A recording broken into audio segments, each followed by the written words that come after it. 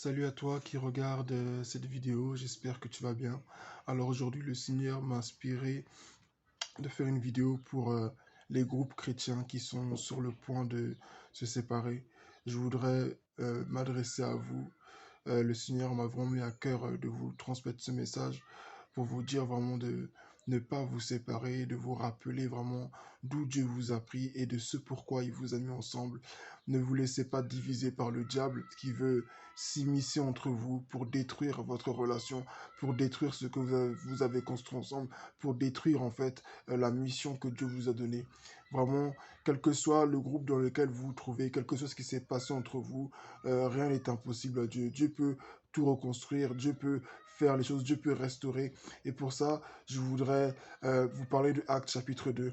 Dans Actes chapitre 2, nous voyons la venue du Saint-Esprit. Tout ça pourquoi? Parce qu'ils étaient unis. Leur unité, l'amour qu'ils partageaient ensemble, ne signifie pas qu'au milieu d'eux, il n'y avait pas de défaut. Ça ne veut pas dire qu'au milieu d'eux, personne ne faisait des choses qui ne plaisaient pas à l'un ou à l'autre, pardon. Mais cependant, ils étaient unis dans la présence de Dieu. Ils étaient unis malgré leurs failles des uns et des autres. Ils étaient ensemble. Ils étaient ensemble et ils priaient tous ensemble pour que le Saint-Esprit de Dieu vienne au milieu d'eux. Alors, je vous encourage vraiment, si vous voulez impacter votre génération, si vous voulez vraiment que le Saint-Esprit se manifeste au travers de vous, si vous vous rappelez qu'un jour Dieu vous a parlé, Dieu vous a confirmé que vous devez collaborer ensemble, vous devez avancer ensemble, vous devez servir Dieu ensemble.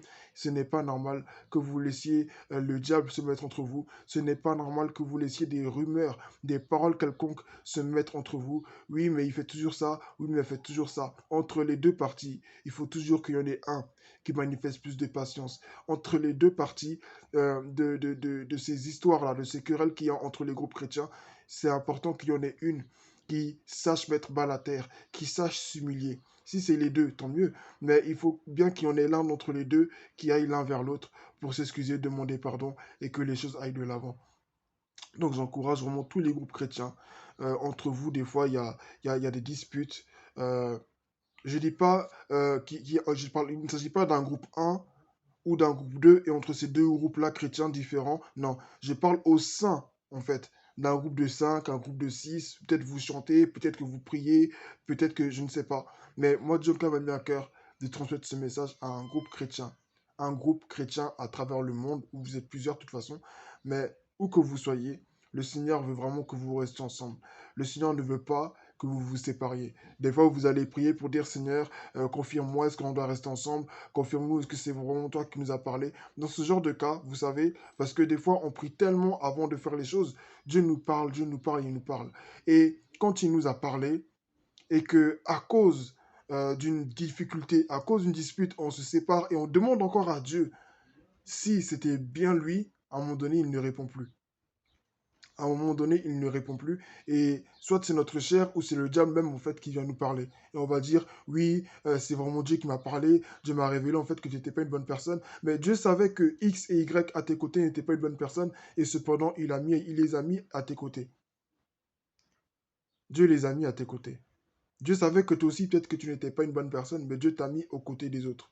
Dieu sait le travail qu'il veut faire dans vos cœurs entre vous. Et Dieu sait que ce n'est que en étant les uns avec les autres que vous serez brisés, que vous serez façonnés, que vous allez le servir parfaitement. Mais les uns sont les autres, on va se séparer, ça va faire des groupes de deux, des groupes de trois, chacun parle de son côté, et puis bon, ça chante, et puis on dit, bon, on va impacter, on va mieux s'en sortir ensemble. Non, restez unis. Bien entendu, il y a des choses, voilà, pour lesquelles vraiment, il y a vraiment des cas assez extrêmes, pour lesquels vraiment, cela nécessite vraiment une séparation.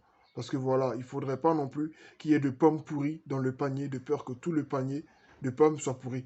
Donc c'est important aussi de parfois s'asseoir avec ces personnes-là qui sèment le trouble dans les groupes avec la sagesse de Dieu, s'asseoir avec les gens qui sèment le trouble, qui sèment la pagaille dans les groupes chrétiens et vraiment